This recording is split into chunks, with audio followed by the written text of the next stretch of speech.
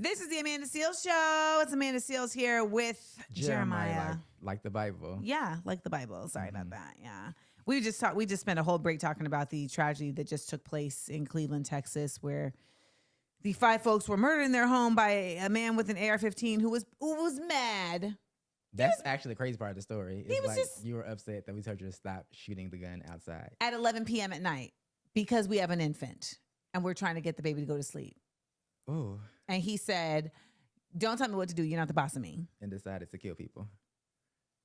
So in that, right, that context that's the America we're in. And this story about Dwyane Wade came out where he decided that he's going to move his family out of Florida because of the state's. Well, he already did it, I think. Yeah.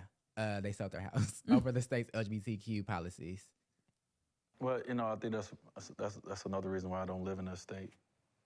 A lot of people don't know that. I have to make decisions for my family, not just personal, individual decisions. I mean, obviously the taxes is great. Having Wade County is great, but my family would not be accepted or feel comfortable there. So that's one of the reasons why I don't live there. That's real. Now, we've been talking about this offline, just this idea that, like, I think there's going to be a great migration. From the South to out the country or just like through the nation? I think it's beyond the South, right? So I think we're going to see just the red states start pushing residents out to the blue states, which I guess in a way is something that they somewhat want. Right.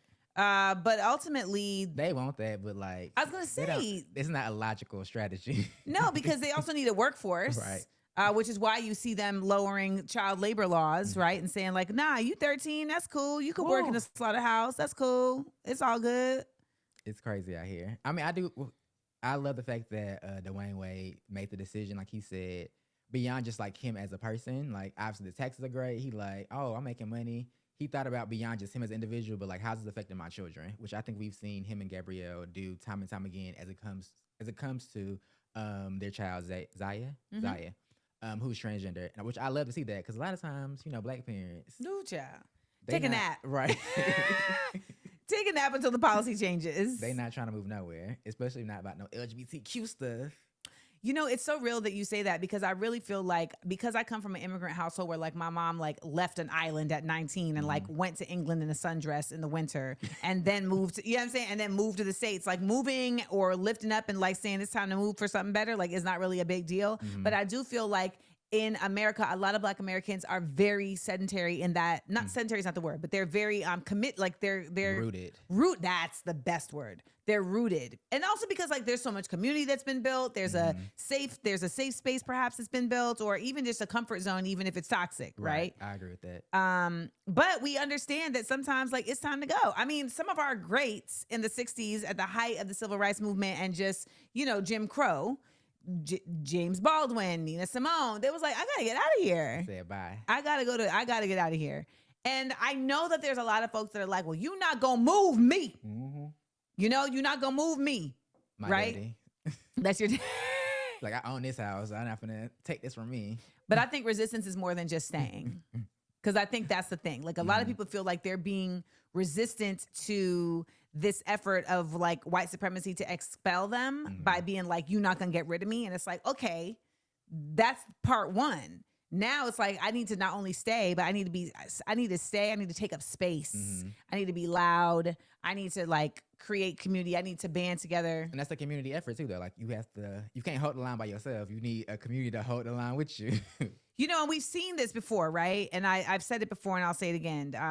Integration was not terrible for Black folks because we had access to, different spaces than we had before. It was terrible for Black folks because it tricked us and it tricked so many people into thinking we had equity, we had equality. And that caused the disconnect from our communities. Well, that's the dream they sold. They was like, we got the laws passed, y'all. Civil rights laws, voting laws. We in here like swimwear. And it wasn't the case. But I don't even know who really sold that. I don't feel like Martin Luther King Jr. like really sold that. That's why they took him out. Right. I mean, I think that was like the idea from like a legislative standpoint. Like we gave y'all this. I was gonna say, I think the people who gave it were like, here, they were definitely giving here, damn, Right. Be happy. Go ahead. We tired of hearing y'all sing them songs.